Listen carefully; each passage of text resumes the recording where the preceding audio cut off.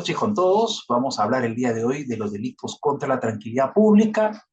Un bien jurídico bastante cuestionado, ¿no? Porque se considera que es un bien jurídico, digamos, no tan específico, ¿no? La tranquilidad pública, que nos da la idea de que el derecho penal, digamos, busca en líneas generales la paz, la tranquilidad de las personas. Podría ser considerado un bien jurídico en el que se pueda crear delitos con la finalidad efectivamente que se logre esa paz, podría repercutir, miren ustedes, en conductas delictivas bastante cuestionables, ¿no? Vamos a ver las que son consideradas conductas delictivas dentro de este grupo interesante de delitos. Vamos a ver delitos muy, pero muy, digamos, interesantes, como por ejemplo el delito de disturbios, que es el primer delito considerado contra la tranquilidad pública, que le encontramos en el artículo 315 del Código Penal y que ha sufrido modificaciones hace unos meses este tipo penal. Miren ustedes, disturbios. ¿En qué consiste este delito de disturbios? Miren ustedes, ¿ah? Se castiga a aquella persona que, aprovechándose de una reunión tumultuaria, de un tumulto de gente, atenta contra la integridad física de las personas y o mediante violencia causa grave daño a la propiedad, sea pública o privada. Así está constituido, miren ustedes, el delito de disturbios. ¿Ok? O sea, para que estemos ante un delito de disturbios y no ante un delito de daños, por ejemplo, o un delito de, digamos, lesiones, tendría que existir un elemento indispensable, que es la reunión tumultuaria, tumulto de personas, gran cantidad de personas. El sujeto activo se aprovecha para atentar contra la integridad física de las personas o causar grave daño utilizando violencia a la propiedad pública y privada. Pero miren ustedes, para que estemos ante el delito de disturbios, tiene que existir necesariamente una reunión tumultuaria. También se ha considerado dentro de los disturbios cualquier reunión producida por un espectáculo, por ejemplo, deportivo, ¿no? O en el área de, miren ustedes, de influencia deportiva. Y esto, obviamente, ustedes comprenderán que se ha, digamos, tipificado, se ha considerado en el Código Penal basado en, digamos, las barras bravas y la violencia existente en el fútbol. Y hemos visto que hace poco han habido algunas amenazas para árbitros. Y bueno, vemos que lamentablemente el fútbol, pese a ser un deporte muy popular, ¿no? En donde debería existir, digamos, virtudes, valores, vemos que lamentablemente también existe violencia, ¿no? Entonces, de alguna manera también este tipo de digamos, reuniones tumultuosas generadas por algún espectáculo deportivo y que generen afectación a la integridad corporal o física de las personas o daños a la propiedad pública y privada en el área de influencia deportiva, pues también configuraría el delito de disturbios. El legislador ha decidido, miren ustedes, específicamente que este tipo de conductas esté abarcado en el delito de disturbios por la cantidad de violencia ejercida, como dije, pero tendría que ser, miren ustedes, en cualquier espectáculo deportivo, no solamente en el fútbol. Recuerden que ustedes tienen deportes también, generan reuniones tumultuarias como el Jorge, voleibol, otros más. ¿Sí? doctor, se escucha un poco entrecortado, un poquito lejos también, doctor. Ah, ok. A ver, voy a subir mi volumen. Ok, ahora, ¿qué tal? Ahora sí, sí, doctor, muchas Perfecto. gracias. Listo. Muy bien. Y miren ustedes, este delito de disturbios también ha sido configurado con agravantes, ¿no? Y las agravantes son cuatro que han sido establecidas, ¿no? Dentro del artículo 315 del Código Penal. En primer lugar, si se utiliza indebidamente prendas o símbolos distintivos de las Fuerzas Armadas y Policía Nacional. Esa primera circunstancia agravante. La utilización indebida, eso significa que la utilización de personas que no son miembros de las Fuerzas Armadas o la Policía Nacional, pero aprovecha esta reunión tumultuaria para utilizar de manera indebida, ¿no?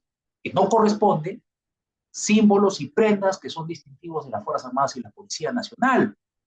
Segunda circunstancia, si se causa lesiones graves, ¿no? La primera agravante, basada obviamente en el hecho de que podría generar algún tipo de confusión, ¿no? Recuerden que cuando hay reuniones tumultuarias, digamos, las instituciones del orden son las que de alguna manera impiden de que se pueda afectar la integridad física o dañar propiedad pública y privada. Entonces, digamos, si dentro de esta reunión tumultuaria hay personas que no siendo policías o no siendo miembros de las Fuerzas Armadas tienen prendas o símbolos distintivos, podría generar confusión y podría aprovechar esas condiciones para efectivamente agredir a terceros y dañar también propiedad pública y privada. Segunda circunstancia agravante, si se causa lesiones graves, ¿no? A una persona, aprovechándose, como vuelvo a repetir, la reunión tumultuaria. Tercera circunstancia agravante del delito de disturbios es si se afecta vías terrestres y fluviales, ¿no? De repente algún tipo de infraestructura también, sea portuaria, ferroviaria, aeroportuaria, física, de tecnologías de la información, etcétera. Bienes integrantes también del patrimonio cultural de la nación. Esta circunstancia agravante es una modificatoria que se ha realizado últimamente al delito de disturbio. Y por último, si se causa la muerte de la persona, ¿no? Obviamente por las consecuencias más graves al momento de cometer el hecho delictivo. Y la tercera circunstancia agravante que dijimos es por la afectación de vías públicas que puede generar también que muchas personas estén incomunicadas. La infraestructura también, porque podría generar daños también y perjuicios en la recepción de servicios públicos de grupos de personas en particular. Y también de bienes integrantes del patrimonio cultural de la nación es considerado porque, bueno, estaría dañado, obviamente, un patrimonio que tiene que ser cuidado, protegido por parte de todos nosotros, ¿no? Cuidado para que nuestras generaciones, las generaciones que vengan, puedan disfrutar. ¿Ok? Entonces, en eso consiste el delito de disfrute. Recuerden ustedes, la característica particular que tiene este delito es el aprovechamiento de una reunión tumultuaria, elemento del tipo necesario, de todas maneras se tendría que configurar para la existencia de disturbios y no estemos ante un caso de lesiones o un caso de daños, por ejemplo. ¿Ok?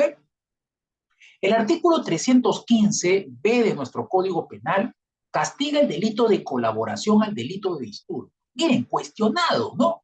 Que el legislador haya decidido tipificar una conducta de colaboración. Desde mi punto de vista, no era necesario, porque para eso está el artículo 25 del Código Penal, la complicidad, ¿cierto? Que es un caso de participación delictiva también. Entonces creo yo que el legislador ha demostrado falta de técnica legislativa al configurar un tipo penal de colaboración al delito de disturbios. ¿Qué significa esto? Considerar a un partícipe que es el colaborador de un delito como autor. Esto no afecta el principio de accesoriedad de la participación. Miren, era necesario tipificar el artículo 315b del Código Penal. Miren ustedes qué establece el artículo 315b del Código Penal.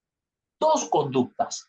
La primera, proveer cualquier bien mueble, objeto o instrumento que específicamente coadyuve o facilite las actividades de los agentes del delito de disturbo. Pregunta, ¿eso no es un acto de colaboración? Definitivamente un acto de complicidad. Definitivamente. Entonces era necesario que el legislador cree un tipo penal específico, señalando esa conducta. Desde mi punto de vista, es una redundancia y demuestra falta, como le vuelvo a repetir, de técnica legislativa por parte del legislador. La segunda conducta que castiga este tipo penal es el aportar recursos financieros o económicos para la adquisición de bienes muebles que coadyuven o faciliten las actividades de los agentes del delito de disturbios. Otro acto que fácilmente podría estar configurado dentro de la figura de la complicidad, ¿no? Complicidad. Ya ahí se establecerá si la complicidad es primaria, si la complicidad es secundaria. Pero vemos que el artículo 315b del Código Penal, la verdad es una equivocación, un error de parte del legislador al haberlo incorporado como un tipo penal específico, como un tipo penal autónomo, cuando sabemos nosotros que los actos de colaboración están regulados ya en la parte general de nuestro Código Penal, en el artículo 25, ¿no? Como complicidad, ¿no? Complicidad. Ya se verá si es primaria o secundaria, o sea, si es necesaria para la comisión del delito, sería una complicidad primaria, y si no lo es, sería una complicidad secundaria, ya se vería, ¿no? Dependiendo del tipo de colaboración que realizaría la persona del partícipe. ¿Ok? Muy bien. El artículo 315A tipifica la grave perturbación de la tranquilidad pública. Miren, así se denomina este tipo penal. Grave perturbación de la tranquilidad pública. Vamos a ver en qué consiste. Castiga a aquella persona que perturbe gravemente la paz pública usando cualquier medio razonable de producir alarma. Miren ustedes, perturbar gravemente la paz pública usando cualquier medio razonable capaz de producir alarma. Obviamente el tipo penal es demasiado, como ustedes se pueden dar cuenta, amplio. Para muchos, este tipo penal podría vulnerar, ¿no?, los contornos que tendría que tener un tipo penal. Por ende, sería atentatorio contra el principio de legalidad, ¿no? Vamos a ver qué podemos entender como una perturbación grave de la paz pública, de una perturbación grave de la tranquilidad pública, ¿no? Podemos decir que una perturbación grave es un acto por el cual se difunda o ponga en conocimiento de la autoridad pública, de los medios de comunicación social o cualquier difusión masiva de alguna noticia de inminente realización de un hecho o situación falsa o inexistente. Miren ustedes, relacionado con un daño potencial o con un potencial daño, mejor dicho, a la vida o integridad de las personas o de bienes públicos o privados. Recuerden ustedes que durante la pandemia hubo intervenciones policiales a aquellas personas que hacían publicaciones, recuerden ustedes, en las redes sociales, señalando que iban a haber movilizaciones, ¿no?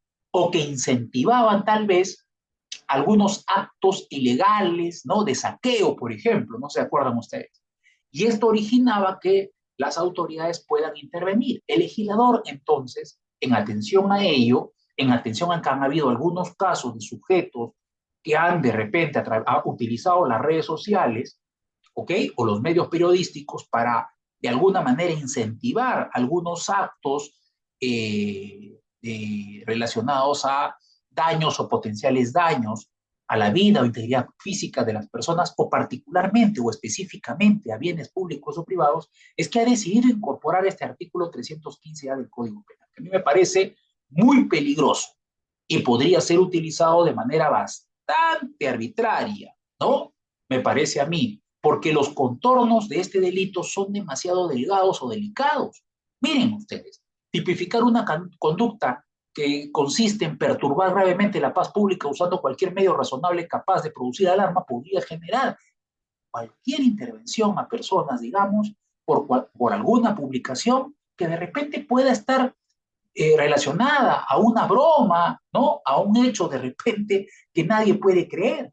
Pero dependería mucho de la autoridad, cómo lo interprete, para poder configurarlo, considerarlo, tal vez como un delito de grave perturbación de la tranquilidad pública. O sea, va a quedar mucho en el ámbito subjetivo de las autoridades. Ya ustedes saben que cuando se deja un tipo penal al ámbito subjetivo de las autoridades, se genera arbitrariedades. Entonces hay que tener muchísimo cuidado con este artículo 315A del Código Penal. Y por eso les dije que el bien jurídico, tranquilidad pública, podría traer también de la mano algunas conductas cuestionables, basadas obviamente a que las autoridades quieran proteger un bien jurídico tan, pero tan, digamos, gaseoso como es la tranquilidad pública. ¿Ok? ¿Cuál es la agravante en este delito? Porque este delito tiene una figura agravante.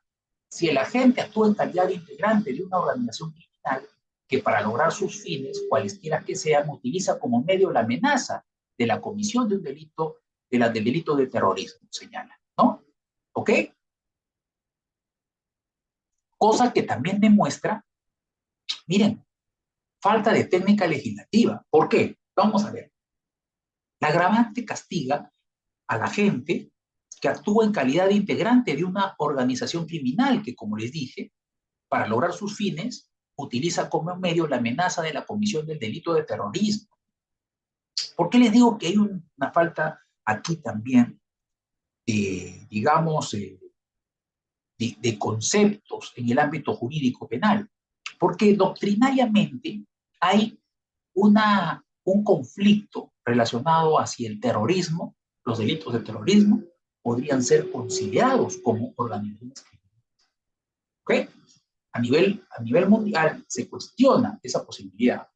¿Por qué? Por la finalidad, que ya el delito de organización criminal, hoy día vamos a hablar acerca de este delito tipificado en el Código Penal, artículo 317 del Código Penal. Van a ver ustedes que tiene un elemento muy interesante que es reconocido a nivel internacional, que es el ánimo de lucro que tiene que tener una organización criminal. En varios países, como en España, por ejemplo, se cuestiona que las actividades terroristas tengan finalidad lucrativa y eso de alguna manera hace de que no se consideren como organizaciones criminales propiamente dichas, sino como organizaciones terroristas, como su nombre efectivamente lo indica. Entonces hay un cuestionamiento. ¿Una organización terrorista puede ser una organización criminal? La respuesta que la doctrina señala es que no, porque la organización criminal tiene una diferencia, que es el ánimo de lucro, lo que, ojo, normalmente, lo digo normalmente porque todos sabemos que las actividades terroristas que se producen en el país tienen finalidad lucrativa, ¿cierto? Porque están relacionadas al narcotráfico.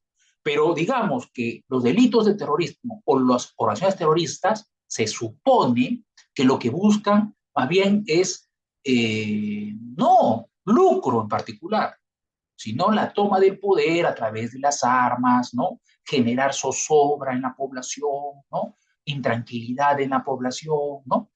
Y lograr el objetivo, su objetivo político a raíz de este terror que puede producir en la población. Entonces, por eso, miren ustedes, este delito de grave perturbación de la tranquilidad pública puede, como su nombre lo indica, perturbar, porque tiene características que son muy amplias y necesita ser determinadas desde mi punto de vista, ¿no? E incluso la circunstancia agravante es una circunstancia agravante que contradice lo que normalmente la doctrina señala respecto a las organizaciones terroristas y que no podrían ser consideradas como organizaciones criminales. Ahora, no hay preocupación respecto a este punto, porque una organización terrorista va a ser sancionada utilizándose la ley de terrorismo, ¿ok? Recuerden ustedes. Y la organización criminal propiamente va a ser sancionada utilizándose el artículo 317 del Código Penal, que ha recibido el año pasado hasta dos modificaciones muy, pero muy grandes y que vamos a estudiar más adelante. ¿Ok? Pero miren, el artículo 315A del Código Penal, fíjense ustedes esas características bastante cuestionables y polémicas, ¿ok? Que lindan incluso en el peligro para el principio de legalidad o la afectación del principio de legalidad, que es un principio fundamental del derecho penal, abarcado en el artículo 2 del título preliminar de nuestro Código Penal. ¿Ok? Artículo 316 del Código Penal. Miren ustedes, ¿ah? El artículo 316 del Código Penal castiga una conducta denominada apología del delito. ¿Ok? Miren, apología del delito. Y el artículo 316A del Código Penal específicamente sanciona la apología del terrorismo, o sea, del delito de terrorismo. Entonces, el 316 y el 316A son delitos bastante compatibles. La diferencia es que el artículo 316 castiga la apología realizada a cualquier conducta delictiva, mientras que el artículo 316A castiga la apología realizada a los delitos de terrorismo. ¿Ok? ¿Qué es apología? El tipo penal lo señala. El propio tipo penal explica en qué consiste apología. Castiga a quien públicamente exalta, justifica o enaltece un delito o a la persona condenada por sentencia firme como autor o partícipe. Miren ustedes, públicamente exalta, justifica o enaltece un delito o a la persona que ha sido condenada con una sentencia firme como autor o partícipe de ese delito, lo que podría generar muchos cuestionamientos. ¿Por qué? Porque para muchos el delito de apología podría vulnerar el derecho, miren ustedes, a la libertad de opinión, ¿no? O a la libertad de expresión. ¿Ok? Miren, ¿ah? Ojo, ¿ah? Tiene una relación bastante estrecha con estas libertades, con estos derechos fundamentales de la persona. Y esto puede ser tremendamente peligroso. ¿Por qué? Porque se podría condenar, se podría perseguir conductas delictivas solamente dependiendo de la subjetividad de algunas autoridades. Y pongo como ejemplo lo que ocurrió con una película muy, pero muy importante que en el año 87 se exhibió en los cines del país, que es la película, miren, la película eh, La Boca del Lobo, que para muchos es la mejor película peruana de todos los tiempos, ¿no? En La Boca del Lobo, no sé si ustedes han visto esta película, en La Boca del Lobo, un grupo de policías va a una zona de emergencia, ¿no? En Ayacucho, a un pueblo en Ayacucho, y los policías comienzan a realizar algunos actos arbitrarios, incluso hacen una fosa común, matando a una cantidad de comuneros, ¿no? Entonces, para muchos, esta película era una película que generaba apología al terrorismo, porque los malos en la película eran los policías, ¿no? A los terroristas prácticamente ni se les veía. Y hay una escena al final de la película donde uno de los policías decide desertar y se va. Y su amigo le dice, no te vayas, te van a perseguir, te van a matar. Y él decide, no le interesa y decide seguir corriendo. Miren ustedes, por un sendero rojo, un atardecer ayacuchano. Muchos decían, se está yendo al otro lado, ¿no? Y muchos decían, apología del delito. Miren, el director tuvo que salir, Pancho Lombardi, a decir que no, era una escena, solamente le gustó el atardecer ayacuchano y no significaba lo que muchos le podrían interpretar. Había mucha interpretación y eso ocurre con el arte. El arte puede generar muchísima interpretación. Miren lo que pasó hace unos años atrás con la obra teatral La Cautiva. No sé si ustedes recuerdan. Hace unos años atrás eh, se promocionó y se realizó una obra teatral denominada La Cautiva, de una campesina ayacuchana, creo, que había sido secuestrada por un militar, por un policía, y que la utilizaba como su esclava, ¿no? Sexual, ¿no? La Cautiva. Miembros del ejército vieron esa obra y realizaron un informe señalando que esa obra teatral era apología del terrorismo. ¿Qué les parece?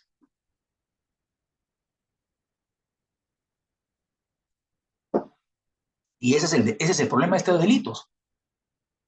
La apología del terrorismo, la apología del delito en líneas generales pueden generar posturas de parte de algunos grupos, ¿no? Políticos, militares o de cualquier otro tipo que consideren que se está realizando apología de alguna manera y esto puede generar investigaciones y apertura de procesos de manera, desde mi punto de vista, arbitraria. O el caso, recuerden ustedes, el caso que ocurrió hace unos años atrás, que fue un caso increíble, ¿no? En donde miembros de Sendero Luminoso habían realizado algunas pinturas, habían elaborado algunas pinturas y el abogado de muchos de ellos había alquilado un local para mostrar esas pinturas, una galería para mostrar esas pinturas, ¿no? Esa galería fue alquilada aproximadamente por 15 días y el último día o el penúltimo día llegó el ministro del Interior, ¿no? Que seguramente se acordarán quién es, justo se presentó en la puerta con los medios de comunicación para comenzar a despotricar respecto a lo que estaba ocurriendo. Y él decía, esto es apología del terrorismo. Y salió pues el abogado y empezaron a irse de boca a boca, empezaron a decirse un montón de cosas, no sé si se acuerdan ustedes, ¿no? El ministro del Interior en esa época era Urresti, si ustedes se acordarán. Lo curioso es que los medios de comunicación entraron a la galería empezaron a mostrar cada una de las pinturas y señalaban, ah, caramba, mira, decía el narrador de noticias, muy conocido él en la mañana, decía, ah, caramba, eso expresa el ánimo de, no sé, de destruir a la población. Realizaba interpretación de las que eran pinturas, pero ellos realizaban interpretación señalando que cada una de esas pinturas representaba violencia, ¿no? Cosa que obviamente es una interpretación. Recuerden ustedes que lo artístico es interpretable, ¿no? Miren ustedes, una película, una obra teatral, pinturas, el ámbito del, digamos, del arte genera que cada uno tenga su libre interpretación y eso puede ser peligroso para este tipo de ilícitos penales, que son los de la apología del delito y la apología del terrorismo, que podrían generar investigaciones, procesos tal vez, por circunstancias que son relacionadas al arte, como hemos indicado tres ejemplos, o circunstancias que pueden estar relacionadas con el derecho a la libertad de opinión o la libertad de expresión. Ese es el principal escollo en estos delitos, que tienen que pasar estos delitos. Y por eso son tan poco sancionables, ¿no? Tan poco sancionables también, ¿no? Podría ser atentatorio contra la, miren ustedes, podría ser atentatorio contra la libertad de expresión o la libertad de opinión. Ahora, el delito de apología de terrorismo se crea también, dicho sea de paso, para castigar a aquellas personas que no realizaban acto de terrorismo en sí, sino que, por ejemplo, hacían pintas o pegaban carteles en las calles, en las casas, o entregaban volantes. Entonces el legislador decidió castigar por apología del terrorismo ese tipo de conductas. Conductas que no son propiamente terroristas, pero sí pueden motivar la publicidad de este tipo de actividades ilícitas. Hay que tener mucho cuidado con ello, ¿no? Yo recuerdo que hace unos años atrás me contó un amigo mío una experiencia terrible y traumática que le ocurrió relacionado a ese delito. En la década de los 80, finalizando la década de los 80 y comenzando los 90, el delito de terrorismo castigaba, miren, a las personas que tenían 15 años a más. Eran imputables, eran considerados terroristas, podían terminar en una cárcel. Bueno, yo tenía un gran amigo mío en el colegio que le gustaba mucho la matemática. Terminando el colegio se iba a la uni a estudiar matemática, física, química. Seguramente en la actualidad debe ser ingeniero porque le gustaba mucho la matemática, le apasionaba mucho la matemática. Y un día se va a la uni y se encuentra, miren ustedes, un póster, y como él utilizaba las hojas en blanco para hacer sus ejercicios, ve pues que la parte del póster, la parte blanca, era papel cuché bastante grande, decía, uy, puedo hacer mis ejercicios ahí. Pero miren ustedes, al voltear el póster se da cuenta que es un póster de Sendero Luminoso. Miren ustedes, ¿eh? Un póster de Sendero Luminoso. Entonces él se da, dice, bueno, yo lo que necesito es la parte blanca, doble el póster y lo pone en su cuaderno. Y cuando está saliendo de la uni, se da cuenta que los militares han ingresado y están revisando las cosas de los estudiantes al momento de que salían. Y se da cuenta él que termina en una cola y que no puede salir de la cola porque pueden sospechar de él y comienza a tener miedo de lo que puedan encontrar en su cuaderno. Dice, uy, caramba, me encuentran esto en mi cuaderno, termino preso por justamente apología del terrorismo. Termino preso y mi mamá llorará, mi familia llorará, y estaba tremendamente triste, ¿no? Pasando por esa cola hasta llegar a la puerta prácticamente, ya estaba prácticamente ya muy triste, ya pensando en terminar en una cárcel, pero cuando, como lo ve el militar con su uniforme de colegio, ¿no? Le dice, y bueno, chiquillo todavía, le dice, ya, pasa, le dice, y no le revisa su padre. Se le vino el aire, pues, miren ustedes, a los pulmones. Para él fue, pues, una tranquilidad después de ello, porque dijo, caramba, me encuentran ese póster y termino preso, y tuvo que romper el póster y botarlo y decir, nunca más voy a recoger un póster como este, ¿no? Para que ustedes se den cuenta cómo eran las circunstancias en ese momento, ¿no? Circunstancias bastante difíciles, dicho sea de paso. Bien, la apología del delito tiene un agravante, ¿no? Si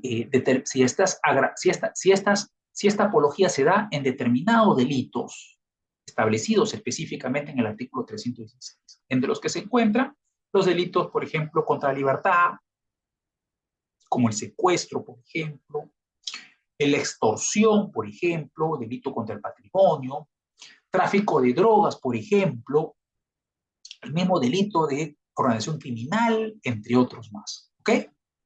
Entonces, o también lavado de activos, también están incorporados. El Código Penal, el artículo 316, establece, dentro de las circunstancias agravantes, algunos delitos en la penalidad. ¿Ok? O estos delitos, sea la apología o de los autores de estos delitos. Una persona que ha sido condenada con sentencia firme como autor o partícipe de estos delitos. Y en la apología del terrorismo, también existen circunstancias agravantes. También en el caso de artículo 316A del Código Penal, castiga con una pena mayor si esa exaltación, justificación o enaltecimiento del delito de terrorismo se realiza, en primer lugar, en ejercicio de una condición de autoridad docente o personal administrativo de una institución educativa. Recuerden ustedes que aquellas personas que han estado vinculadas a actividades terroristas, por ley, están prohibidas de realizar cualquier labor, sea administrativa o como docente en alguna institución educativa, cualquiera que sea, ¿no? Y segunda, utilizando, facilitando la presencia de menores de edad. Esa también es una circunstancia agravante, la utilización de menores de edad en la apología del terrorismo. ¿Ok? Si la exaltación, justificación o enaltecimiento también se propaga mediante objetos, mediante libros, mediante escritos, imágenes visuales, audios, o se realiza a través de imprenta, radiodifusión u otros medios de comunicación, eso también configura una circunstancia agravante en la apología del terrorismo. Muy bien. Delitos, miren ustedes, muy interesantes, pero también bastante polémicos, ¿no? En verdad, los delitos de apología del terrorismo y apología del delito en general podrían afectar el derecho que tiene la persona a libertad de expresión, que es un derecho fundamental y por tanto tiene que estar por encima de cualquier otra norma, como en este caso una norma penal. ¿Qué es más importante? ¿La opinión, la expresión de una persona como derecho o la tranquilidad pública como bien jurídico protegido? Miren, ustedes son preguntas que la doctrina también se hace y considera que siempre los derechos están por encima obviamente, los derechos fundamentales están por encima de cualquier otra norma, como les he indicado, incluyendo la norma penal. ¿Ok? Muy bien. Bueno, obviamente es cuestionable, ¿no? Ya les he indicado cuál fue la finalidad de tipificar la apología del terrorismo, ¿no? Ya cuál fue la finalidad. Castigar a aquellas personas que no realizaban actos de terrorismo en sí, sino que realizaban actos de publicidad, de repente, de pintas, ¿no? De alusivas a las actividades terroristas, entrega de volantes, pegue de carteles o afiches, ¿no? Que era una actividad muy común, lamentablemente, durante la década de los 80 y comienzo de los 90. ¿No? A mí me ha tocado, por ejemplo, pasar varias veces en esa época por la Universidad Nacional de Ingeniería o San Marcos, ¿no? Y era increíble las pintas, todos los pabellones pintados, ¿no? Con temas alusivos a Sendero Luminoso o el MRTA, ¿no? Cosa que era terrible ver, pues, en las universidades en esa época, pero se veía eso, ¿ok? Un delito que el legislador ha decidido incorporarlo al Código Penal, que es un delito muy interesante por las características efectivamente que tiene, es el de marcaje o reglaje. El marcaje o reglaje está tipificado en el artículo 317A de nuestro Código Penal. ¿Ok? Si ustedes se dan cuenta, el marcaje o reglaje configura un delito, ojo, que tiene una característica particular. Se puede considerar un acto preparatorio punible. Recuerden ustedes que en el iter criminis los actos preparatorios son impunes, salvo que el legislador los considere como conductas delictivas específicamente en el Código Penal, salvo que el legislador considere que se tiene que tipificar como delito algún acto preparatorio. Y eso es lo que ocurre con el marcaje y reglaje. Es un acto preparatorio punible. Esa es su característica principal. Antes de que sea incorporado al Código Penal el delito de marcaje y reglaje, era un acto preparatorio impune de delitos como secuestro, robo, etcétera, etcétera. ¿Ok? El marcaje y reglaje se configuraba, miren ustedes, como un acto preparatorio impune, pero en la actualidad, ya con su incorporación al Código Penal, en el artículo 317A, ya se convierte en un acto preparatorio impune, se convierte en un delito autónomo. ¿Ok? ¿En qué consiste el marcaje y reglaje? El marcaje y reglaje se castiga a aquella persona que para cometer, facilitar la comisión de los delitos expresamente señalados en el artículo 317A del Código Penal, acopia o entrega información. Ojo, acopia o entrega información, realiza vigilancia o seguimiento, o colabora en la ejecución de tales conductas mediante el uso de armas, vehículos, teléfonos u otros instrumentos idóneos, ¿no? Antes el marcaje, antes el reglaje, como les decía, eran actos preparatorios del homicidio, del secuestro, del robo, de la violación, tal vez. Ahora ya configura delito, ya configura actos preparatorios punibles de acuerdo al artículo 317A del Código Penal. ¿Cuáles son los delitos relacionados con el marcaje y reglaje? ¿Cuáles son los delitos que se sancionan? Son varios, ¿ah? Están los delitos de homicidio, de parricidio, de homicidio calificado, de homicidio calificado de acuerdo a la calidad de la gente, lesiones, los delitos de lesiones graves, ¿no? El delito de secuestro, ¿no? El delito de secuestro. Eh, Miren ustedes, entre otros delitos más, como es el caso del delito de robo, por ejemplo, extorsión, ¿no? El delito de hurto también, el hurto agravado, el robo agravado, ¿no? Estos delitos, miren, son los que pueden considerarse, digamos, el marcaje y reglaje como una conducta típica, como una conducta delictiva autónoma, si son, miren ustedes, actos preparatorios de estos delitos, ¿no? De estos delitos que son delitos graves. Ahora, el delito de marcaje y reglaje, como les he indicado, consiste, como les he dicho, en acopiar información, en entregar esa información a terceros, realizar la vigilancia de la persona que va de repente ser asesinada o de que de repente que va a ser secuestrada o lesionada gravemente, ¿no?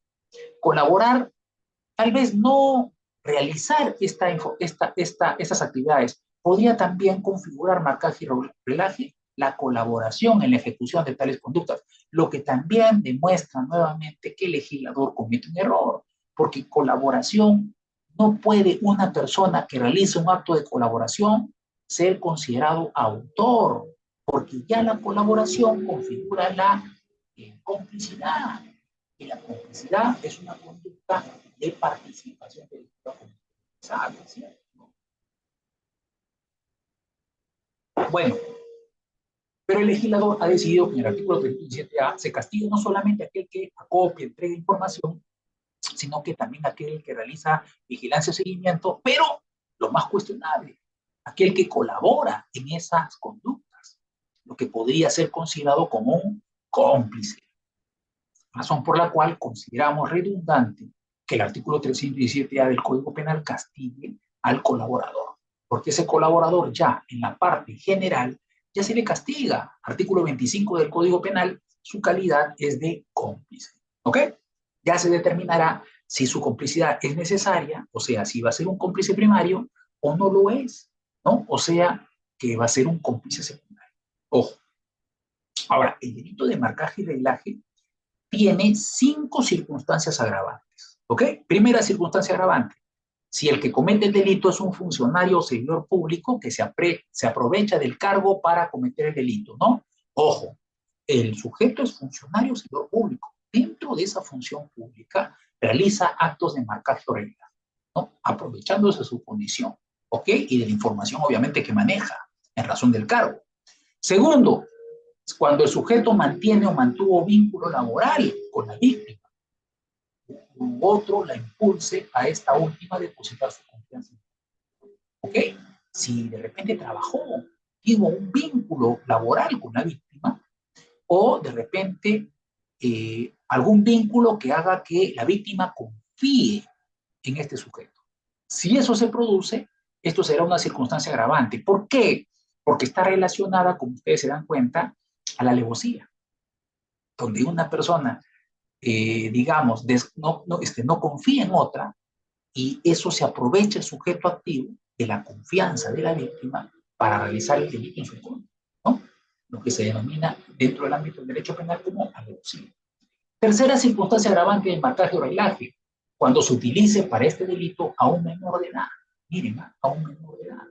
Si se utiliza a un menor de edad, ya estaríamos hablando de una circunstancia agravante.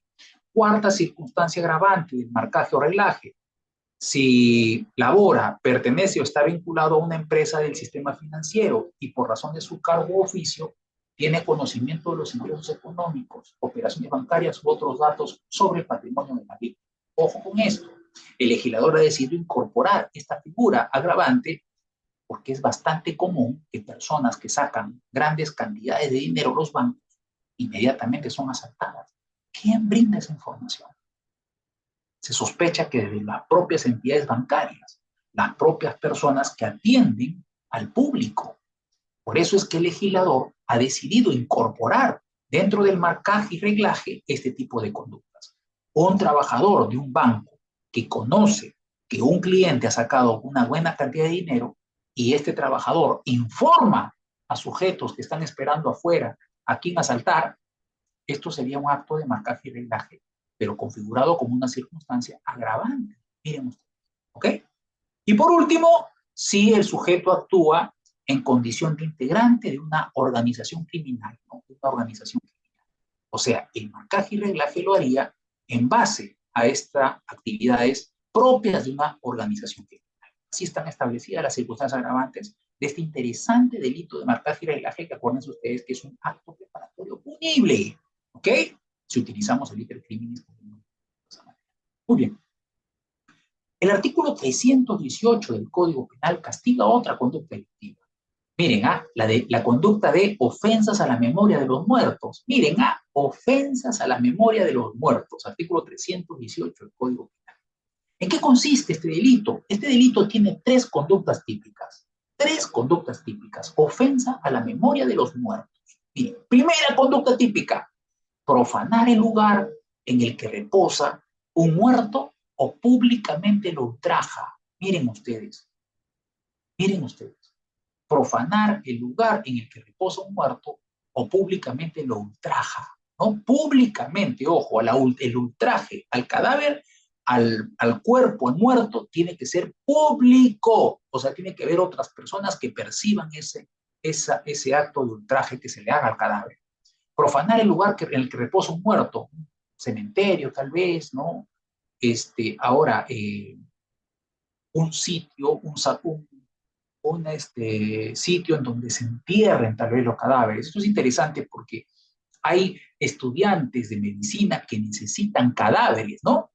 Y contratan, miren ustedes, los servicios de terceros, sujetos que ingresan a diferentes cementerios, ¿ok? Muchos de ellos cementerios, digamos, no formales, y sacan cuerpos, ¿no? Para poder venderlos en el mercado negro, huesos, ¿no? Partes de los cadáveres, obviamente, porque eh, estudiantes de medicina de repente lo exigen, el mercado negro lo exige, ¿no? Miren ustedes. Entonces, esto podría configurar una ofensa a la memoria de los muertos en esta primera modalidad típica, ¿no? Ultrajar públicamente, ¿no? O sea, un ultraje es una afectación grave que se le hace, pues, a la memoria, obviamente, de aquella persona que ya falleció. Ya no hay honor, como ustedes saben. El honor es de una persona viva. El derecho al honor, el honor como bien jurídico protegido, es de una persona que está viva. Un muerto, obviamente, ya el honor no tiene, pero sí la reputación, sí se le puede reconocer su reputación, ¿no? Un ultraje podría afectar su reputación, podría perjudicar la imagen que tiene la familia de este. Por eso es que se configura una conducta delictiva en su primera modalidad, ¿no? De ofensas a la memoria de los muertos. La segunda modalidad típica señala o castiga el turbar un cortejo fúnebre. Miren ustedes, una falta de respeto al fallecido si es que se turba un cortejo fúnebre. ¿Qué significa turbar? Impedir que el cortejo fúnebre, por ejemplo, sea trasladado de un lugar a otro, un cuerpo, ¿cierto? No sé, llevado a un cementerio o llevado de repente a algunos lugares, ¿no? Donde de repente el occiso ha señalado que querría que lo lleven, ¿no? Entonces, si alguien turba, impide de que el cortejo fúnebre pueda dirigirse, ¿no?, a determinado lugar, eso también sería delictivo.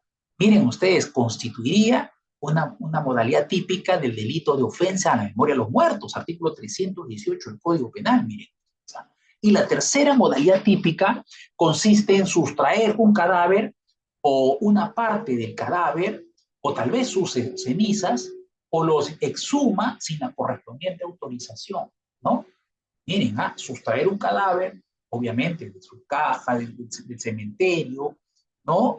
O no solamente del cadáver, puede ser parte del cadáver también, parte del mismo, o exhumarlo, sin autorización.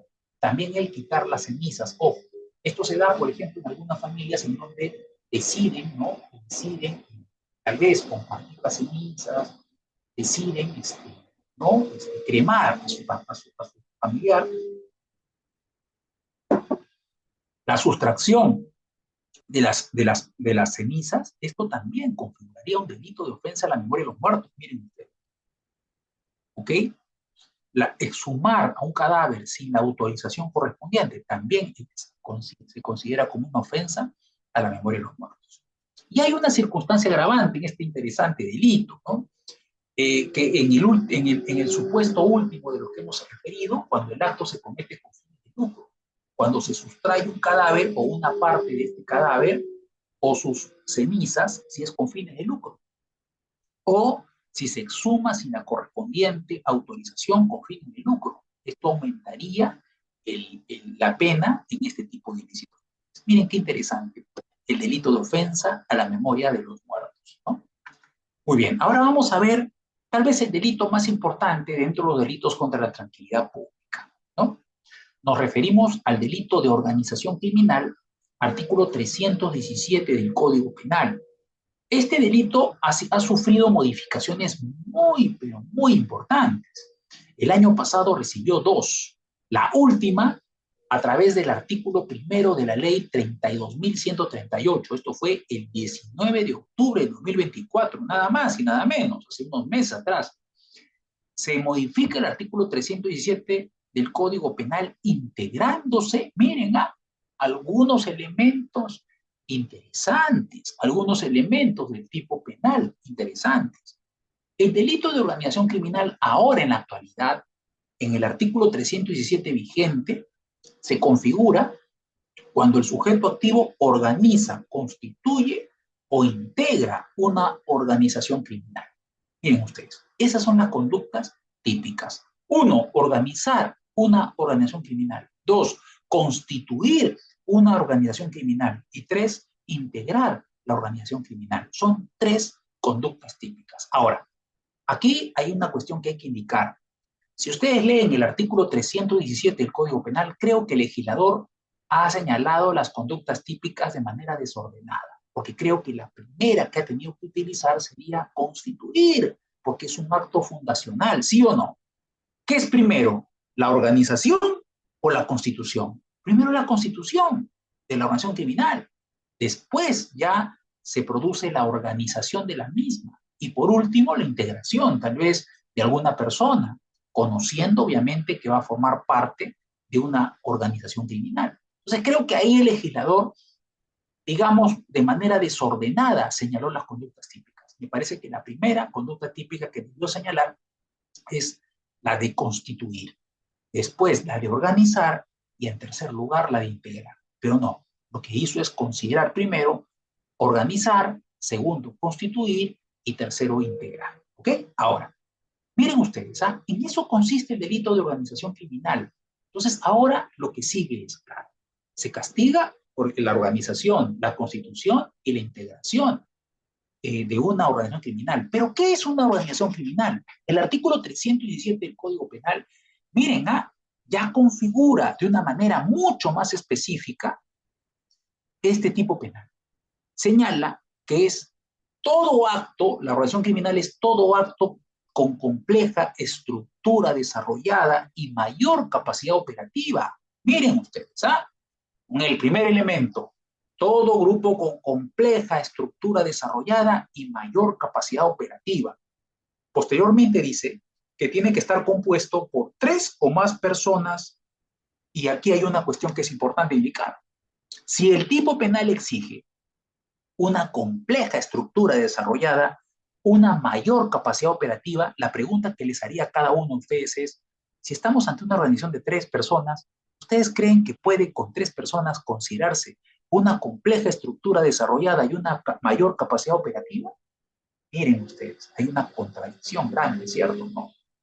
No podríamos hablar, un grupo conformado por 3, por 4, por 5 tal vez, de una compleja estructura desarrollada y mayor capacidad operativa. Ahí tendríamos que hablar de digamos, a un número más numeroso de personas, tal vez. Ojo, ¿ah? Y una de las características que se mantiene en la organización criminal es que ésta tiene carácter permanente y se mantiene por tiempo indefinido. Y efectivamente, la organización criminal se mantiene en el transcurrir del tiempo. ¿Ok? ¿Ok? También dice que de manera concertada y coordinada se reparten roles correlacionados entre sí. Esto quiere decir las personas que integran la organización criminal. Cada uno cumple un rol correlacionado entre sí, basado obviamente en la función criminal, delictiva de esta organización, ¿no? Ilícita. ¿Ok? Entonces, de manera concertada se reparten los integrantes roles. Cada uno de los que integra la organización criminal se reparten roles. ¿Ok? ¿Y con qué finalidad? Con la finalidad de cometer delitos. Delitos, ojo, ¿ah? Ahora, el legislador decide considerar algunos delitos en la ley. Habla de delitos como de extorsión, de secuestro, de sicariato y creo que lo más importante, también considera delitos graves. Y desde el punto de vista del legislador, ¿cuáles son los delitos graves? Aquellos que tengan una pena privativa de libertad igual o mayor a 5 años en su extremo mínimo. ¡Ojo! 5 años en su extremo mínimo. ¿Qué significa esto? Miren ustedes. Significa que vamos a determinar el extremo mínimo de la pena. Si una pena es entre 4 y 8 años, lo que vamos a valorar son los 4 años, que es el extremo mínimo, ¿cierto? 4 es el extremo mínimo, 8 es el extremo máximo, ¿no? Entonces, miren ustedes, interesante lo que ha establecido el legislador, considerar delitos graves aquellos que sufran penas privativas de libertad igual o mayor a 5 años en su extremo mínimo. Esto es interesante porque esta modificatoria realizada en octubre del 2024 modifica otra que había sido realizada poco tiempo antes, que hablaba como delitos graves una pena de 6 años solamente. No hablaba de extremo mínimo, solamente hablaba de pena de 6 años. Acá cambió. 5 años, pero se refiere al extremo mínimo. Miren ustedes. Y establece delitos, como le vuelvo a repetir, de extorsión, de sicariato, de secuestro. ¿Y por qué los introduce? Porque cuando el legislador hace la modificatoria del delito de organización criminal, la gente, recuerden ustedes en esa época, sobre todo miembros de empresas de transportes, ¿no? Choferes, conductores, salieron a las calles a protestar porque habían sido o eran constantemente amenazados, extorsionados, ¿no? ¿Se acuerdan ustedes? Y el legislador entonces decidió modificar en base a esas movilizaciones sociales realizadas por estos grupos de empresas de transporte público, decide modificar a las pocas semanas, ¿no? A los pocos días, y decide incorporar a la ley, al artículo 317, específicamente, expresamente, delitos de extorsión, secuestro y sicariato, ¿no? Cosa que era en vano, como ustedes se pueden dar cuenta, porque ya estos delitos estaban abarcados en el último aspecto, el último ámbito, ¿no? Delitos graves. Delitos sancionados con pena privativa de libertad igual o mayor de 5 años en su extremo mínimo, ¿no? Igual o mayor a 5 años en el extremo mínimo. Fíjense ustedes cómo se puede interpretar eso. Normalmente uno se interpreta y dice 5 años, ¿no? En su extremo mínimo. Pero ojo, dice igual a 5 años o mayor a 5 años en su extremo mínimo. lo que de alguna manera faltaría determinar, faltaría delimitar, porque lo que nos haría entender que también podríamos hablar de organización criminal, o mejor dicho, no hablaríamos de, sí, podríamos hablar de organización criminal, o no podríamos hablar de organización criminal, mejor dicho, en delitos en donde el extremo mínimo supere los 5 años. Ojo, ojo, la interpretación de esta parte va a resultar determinante. Ojo, ¿ok? Y al último se añade una finalidad que la doctrina se cansaba de solicitar. Una de las características, uno de los elementos de los delitos de organización criminal a nivel mundial era la finalidad lucrativa, el fin de lucro. Se considera que las organizaciones criminales buscan lucro. Bien, esto se ha incorporado también dentro de la finalidad de la organización criminal. Se señala que la finalidad es de obtener, sea directa o indirectamente, un beneficio económico u otro de orden material. Así señala. Entonces, la finalidad lucrativa de la organización criminal ha sido abarcada ya en el artículo 317 del Código Penal, ¿no? Con una finalidad ulterior.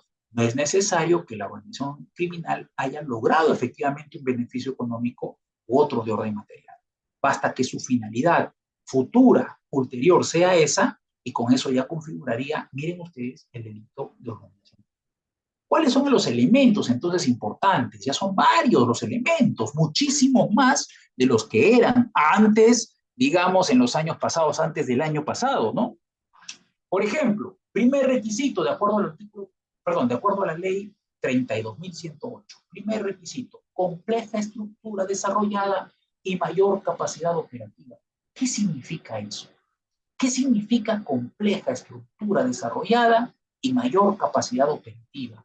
Miren ustedes, un grupo con estructura desarrollada significa un grupo de 3 o más personas cuya constitución no ha sido fortuita y donde los miembros tienen roles debidamente definidos e interrelacionados entre sí, a raíz de los cuales logran su integración y permanencia en la organización. Recuerden que la característica más importante, o una de las más importantes de la organización criminal, es su permanencia en el tiempo, que se mantiene esta organización criminal en el tiempo, ¿no? Capacidad operativa es la suma de medios y recursos de carácter idóneo, los cuales pueden ser de hecho y también de derecho, para poder desarrollarlo o ejecutar el plan criminal de la agrupación. Ahora, hablamos de una estructura desarrollada, de una mayor capacidad operativa, ¿no? Entonces, eso es un elemento, creo yo, tremendamente trascendente, ¿no? Muy trascendente, y no solamente trascendente, habría que demostrarse efectivamente esa compleja estructura desarrollada y mayor capacidad operativa. Ya les voy adelantando, va a ser muy difícil en delitos cometidos por 3 o más personas que se pueda hablar de una compleja estructura desarrollada y mayor capacidad operativa, por obvias razones, ¿no? De repente va a ser necesaria la intervención de más personas, ¿no? ¿Ok? Miren, el Código Penal establece como segundo elemento del delito de organización criminal que esté integrada la misma por 3 o más personas. Miren ustedes, cosa que ya les he indicado que puede ser cuestionable por el primer requisito, compleja estructura desarrollada y mayor capacidad operativa, ¿no? Con 3 personas podríamos hablar de una compleja estructura desarrollada y mayor capacidad operativa. Ojo, es debatible, ¿ah? Tercer elemento, un elemento que siempre, igual que la integración de 3 o más personas, siempre estuvo, que es el carácter permanente de la organización criminal, o que funcione por tiempo indefinido, ¿cierto? Es una característica que siempre ha existido, igual que el hecho de que esté integrada la organización criminal por 3 o más personas, ¿ok? Otro elemento es la repartición de roles de manera concertada y coordinada. Ya la jurisprudencia había establecido que esto tendría que configurar o tendría que ser un requisito indispensable para el delito de organización criminal. Bueno, ahora está plasmado en la ley, ¿ok? La repartición de los roles de manera concertada y coordinada entre los miembros de la organización criminal, ¿ok? Otro elemento es el quinto elemento, que habla de que se aplica a casos de delitos graves, ¿no? Delito de extorsión, delito de secuestro, delito de sicariato y otros delitos sancionados con una pena privativa de libertad igual o mayor a 5 años en su extremo mínimo. Pero miren ustedes cómo ha sido descrita este elemento. Dice, pena igual o mayor a 5 años en su extremo mínimo. Eso no está muy claro. Si hubiese dicho 5 años en su extremo mínimo, ya entenderíamos que solamente serían estos delitos que tengan 5 años por lo menos en su extremo mínimo. Pero aquí está hablando de 5 años, miren ustedes, igual o mayor a 5 años. Lo que podría admitirse también que exista, o mejor dicho, ante, digamos, penas mayores a 5 años, en su extremo mínimo, podríamos, digamos, no configurar o no considerar conductas de oración criminal. Miren, digamos, hay un problema allí al momento de la determinación de ese elemento, como ustedes se pueden dar. ¿Ok? Luego, para finalizar, como último elemento, pero no por ello el menos importante, al contrario, muy importante, la finalidad perseguida por el agente. ¿Ok? Que es obtener de manera directa o de manera indirecta un beneficio económico o de orden material. La finalidad lucrativa que en el concepto de organización criminal no podría dejarse de lado, ¿no? Y que generó por mucho tiempo polémica, porque se quería que también en el Perú, en el delito de organización criminal, se establezca este elemento, la finalidad lucrativa, porque se considera que la finalidad principal que tiene una organización criminal es efectivamente obtener dinero ilícito, es lucrar ilegalmente. ¿Ok? Verbos rectores, comportamientos típicos, les dije que son 3. Organizar, constituir e integrar una organización criminal. Les dije que el legislador ha establecido estos verbos típicos de manera desordenada, porque el primer verbo típico tendría que ser constituir y no organizar. ¿Qué significa constituir?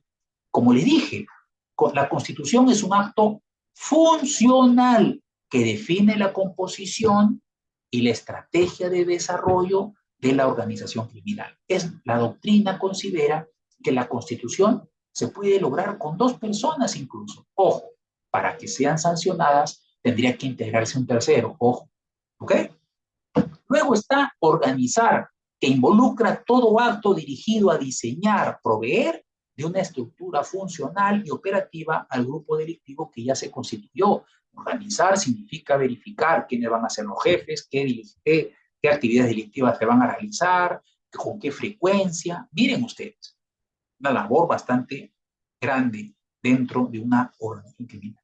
Y por último, integrar, digamos, el verbo rector, el comportamiento típico más sencillo, que comprende en los actos de adhesión personal y material a una estructura delictiva preexistente. O sea, la persona que se integra a una organización criminal, pues sabe que lo está haciendo, lo hace de manera obviamente dolosa y al momento de integrar sabe cuáles son las consecuencias efectivamente de esa integración.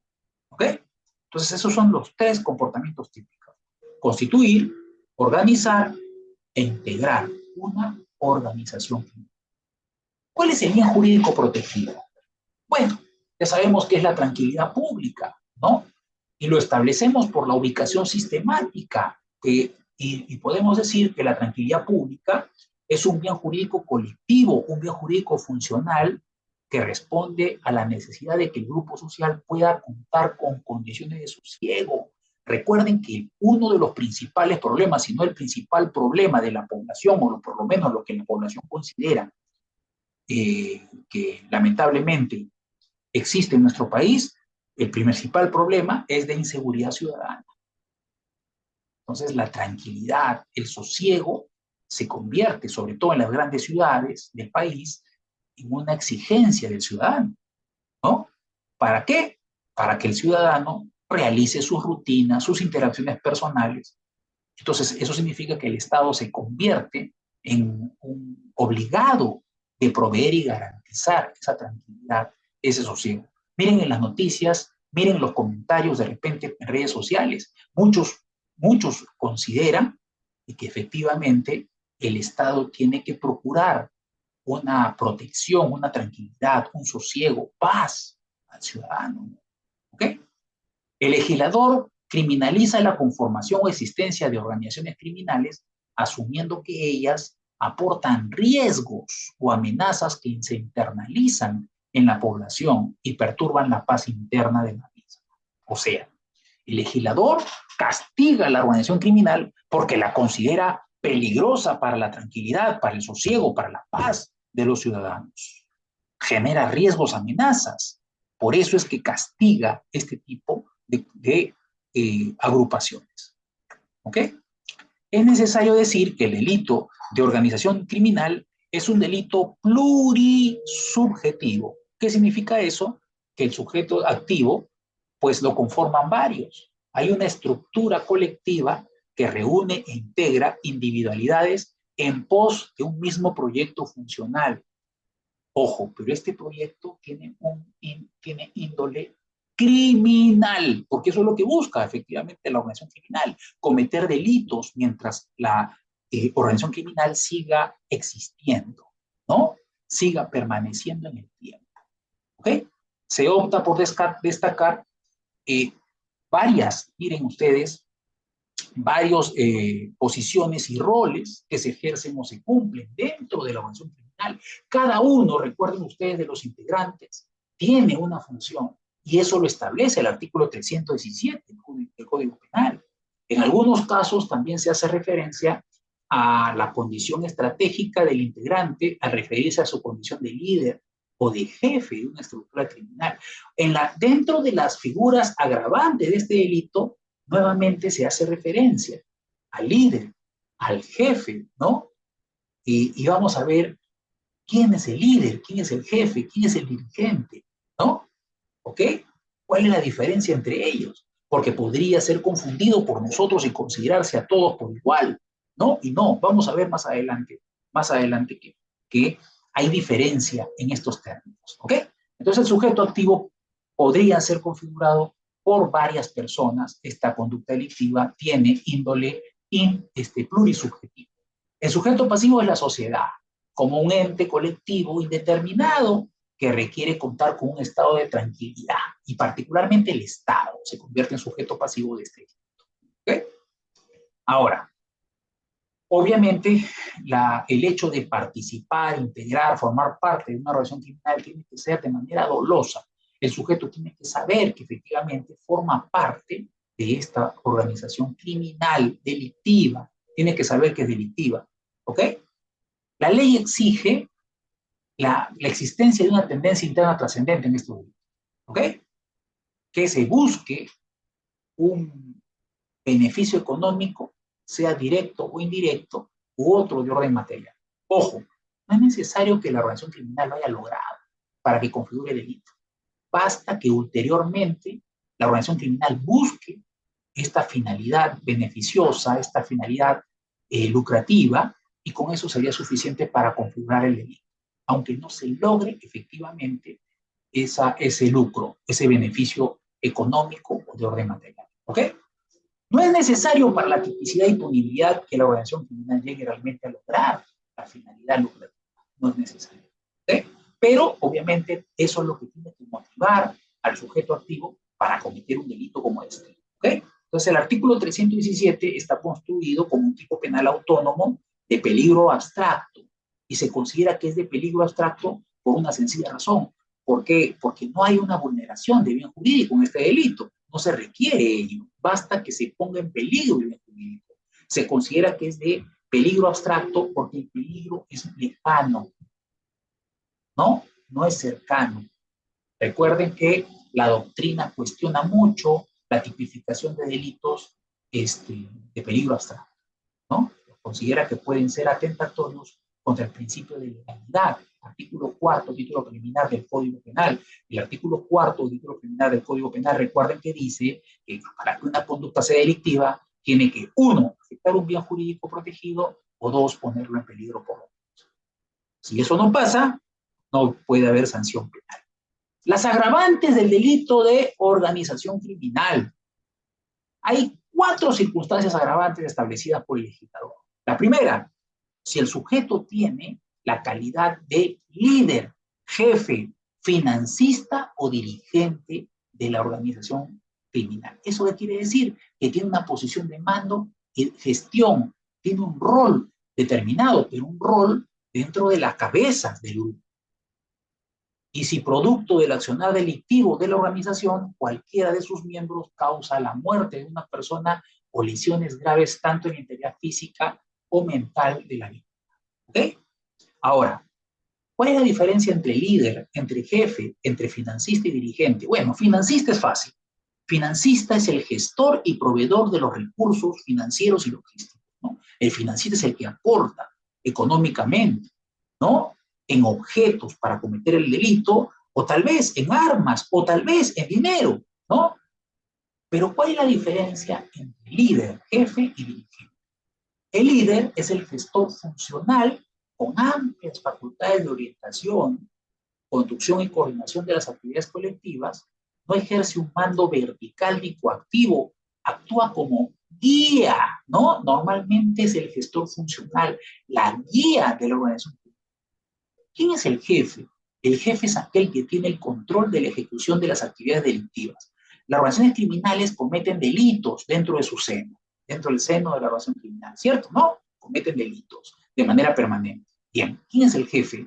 El jefe es aquella persona que se encarga de la ejecución de acciones delictivas dentro del marco de la organización criminal. Miren ustedes, ese es el jefe. El que ante, por ejemplo, un robo que se realice, él es el que dirige efectivamente el robo, ¿no? Un secuestro, él es el que dirige el secuestro. O sea, el líder está por encima, ¿no? Como ustedes ven, dentro de la estructura, por encima del jefe. ¿Y quién es el dirigente? Es quien define y proyecta el quehacer de los demás de modo directo y vertical. El dirigente está por encima también del jefe, ¿no? Es que determina en qué va a consistir las conductas delictivas que se van a realizar, ¿no? ¿Ok?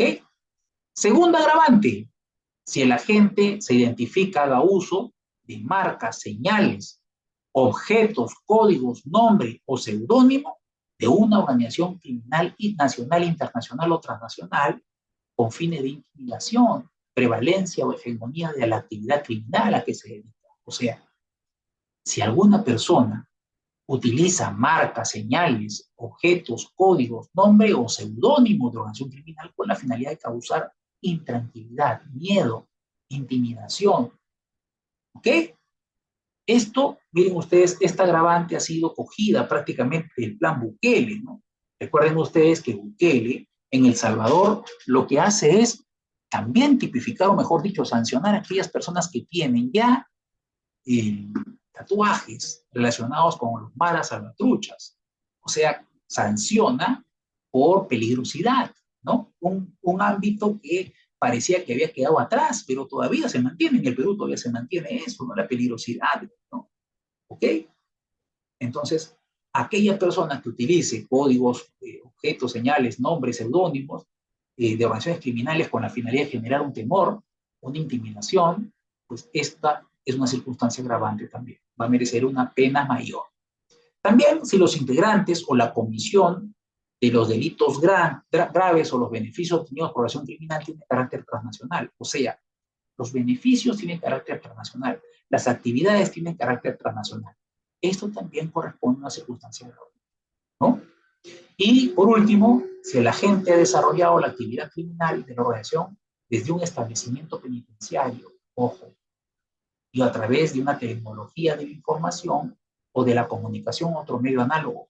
O sea, que desde la cárcel el sujeto realice actividad de organización criminal o a través de cualquier tecnología de la información o de la comunicación, que es bastante común que ocurra, ¿no? Impidiendo, limitando la utilización, miren ustedes, de medios de comunicación para poder, de alguna manera, este, desarrollar la actividad criminal, la actividad delictiva de la organización. ¿Ok? Entonces, vemos nosotros que es interesante las modificaciones que se han realizado porque han generado que muchos delitos que empezaron siendo organización criminal, al final se les archive, se les pida el sobreseimiento por esta modificación que ha sido muy importante y ha generado, obviamente, que muchos casos que antes eran organizaciones criminales, por lo menos procesos por organización criminal, ya no lo sean más. Ojo. Y bueno, Hay una conducta típica regulada en el artículo 317 de nuestro Código Penal. Nos referimos a la banda criminal, ¿no? Banda criminal. Miren ustedes, la banda criminal, ¿cuál sería la diferencia con la organización criminal? Miren ustedes, la banda criminal ha sido considerada una conducta delictiva subsidiaria. Subsidiaria, esa es su característica. Es subsidiaria de la organización criminal. ¿Cuándo estamos ante una banda criminal? Cuando existe una unión delictiva constituida o integrada por sus autores que no reúna alguna de las características de la organización criminal. O sea, se aplicaría el tipo penal de banda criminal si en una reunión de 2 a más personas, acá también una diferencia con la organización criminal. La organización criminal requiere de 3 a más personas, la banda criminal de 2 a más personas. Ojo, si no se reúnen los requisitos completos de la organización criminal, podría tipificarse o podría procesarse a las personas o a una persona a las personas sería por banda criminal, si es que no se cumple alguno de los requisitos exigidos para la organización criminal. Miren ustedes, por eso decimos que el delito de banda criminal ha sido confeccionado, ha sido considerado como un delito subsidiario, ¿no? O residual. En el caso que no se pueda o no se cumplan los requisitos de la organización criminal, pues se castiga con el delito de banda criminal. Este delito de banda criminal es un delito de consumación permanente, se mantiene en el tiempo también, ¿cierto? Porque la banda criminal, igual que lo que ocurre en la organización criminal, se mantiene en el tiempo, ¿no? ¿No? Se mantiene en el tiempo. La banda criminal también comienza con una constitución, ¿no? Con su constitución. Y luego, obviamente, ya al integrarse diferentes personas a la banda criminal, pues la van haciendo más operativa, ¿no? No se requiere que la banda, después de constituida o integrada, realice o disponga desde su interior la comisión de un delito, de un peligro concreto. Ojo, miren, si es que se integra, si es que se constituye y se realiza 2 o más, el hecho ya de constituir la banda criminal ya tiene que ser sancionado penal. ¿Ok? Esto significa que es un delito de mera actividad, el delito de banda criminal también. ¿Ok? ¿Cuáles son los comportamientos típicos? Dos, a diferencia de organización criminal que tenía 3, ¿no? Constitución, organización, e integración. En cambio, la banda criminal solamente tiene 2. Constitución de una banda criminal, integración de una banda criminal. Constitución de una banda criminal es un acto fundacional, debe involucrar cuando menos a 2 personas, las que acuerdan constituir la banda con la finalidad de que se dedique a cometer delitos de despojos violentos. Esto es importante, porque ya la Corte Suprema ha establecido cuál es la diferencia existente entre una organización criminal y una banda criminal. Ya ha establecido de que una diferencia está pues relacionada obviamente a las personas que lo pueden conformar. La banda criminal, 2 o más personas, organización criminal, 3 o más personas. Pero creo que lo más importante que ha determinado que a través de la banda criminal se realizan delitos de despojo y violentos, lo que no ocurre con la organización criminal. Miren ustedes, delito de despojo y violentos. Esto no ocurre con la organización criminal. ¿Ok? Constituir una banda criminal, entonces. Integrar una banda criminal es la segunda conducta típica, segundo comportamiento típico del delito de banda criminal. La integración constituye una mera adhesión a la banda criminal.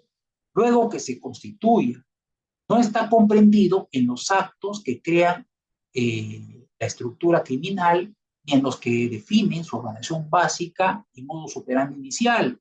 Puede fungir funcionalmente el organizador o promotor, incluso si aportara recursos financieros, incumpliría en su acto de integración. Integración es un mero acto de adhesión, de ingreso a la banda criminal, conociendo obviamente la existencia de esta banda y las características, ¿no? Sujeto activo es cualquier persona que interviene en la unión o concertación que la ley establece como elemento de la banda criminal. Sujeto pasivo es indeterminado, se representa en el colectivo social que ve amenazado y comprometido su sosiego y paz. O sea que estamos hablando que el sujeto pasivo pueden ser configurados por varias personas, ¿no? La tipicidad subjetiva requiere este delito de organización perdón, de banda criminal, requiere dolo. También la concurrencia de una tendencia interna trascendente. Este delito también tiene una tendencia interna trascendente. La finalidad de que se cometan delitos de manera concertada. ¿Ok? La finalidad de que se cometan delitos de manera concertada, lo que significa de que no es necesario que se cometan efectivamente delitos a través de la banda criminal. Basta ya la integración de la banda criminal, o mejor dicho, la Constitución, y con eso es suficiente para poder sancionar esta conducta delictiva. Miren ustedes, creo que es tremendamente importante para poder delimitar la gran diferencia que existe entre organización criminal y banda criminal. Es importantísimo lo establecido por la Corte Suprema en el Acuerdo Plenario 8-2019.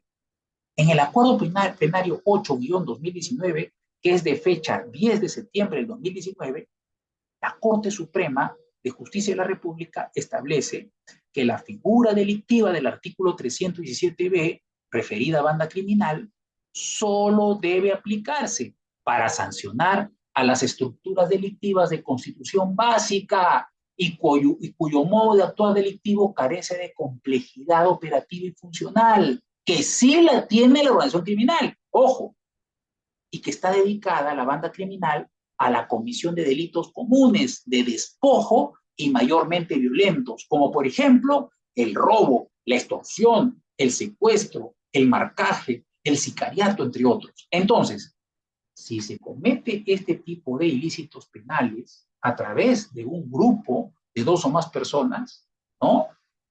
Sin las características exigidas en el artículo 317 que corresponde al delito de evasión criminal, estamos hablando de banda criminal. La organización criminal no comete delitos de robo, extorsión, secuestro, marcaje, comete delitos más graves, como por ejemplo el caso de homicidios o el caso, por ejemplo, de lavado de activos, ¿no? Solo considera punibles los actos de constituir o integrar una unión de dos o más personas, la cual adicionalmente debe tener como finalidad la comisión de delitos de manera concertada, es decir, de hechos punibles futuros.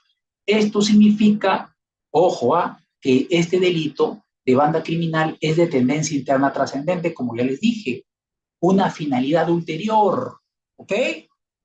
Esto opera, como ya les dije, lo vuelvo a repetir, como una tendencia interna trascendente de quienes constituyen o integran la unión criminal, la banda criminal, ¿ok? Y bastaría solamente con, miren, con la constitución de la banda criminal para ya configurar el delito, ¿ok? La banda criminal es también, o se puede considerar una estructura criminal y que se integra sobre la base de un proyecto criminal con continuidad operativa y de realización de delitos de despojo mayormente violentos, como ya les he indicado anteriormente.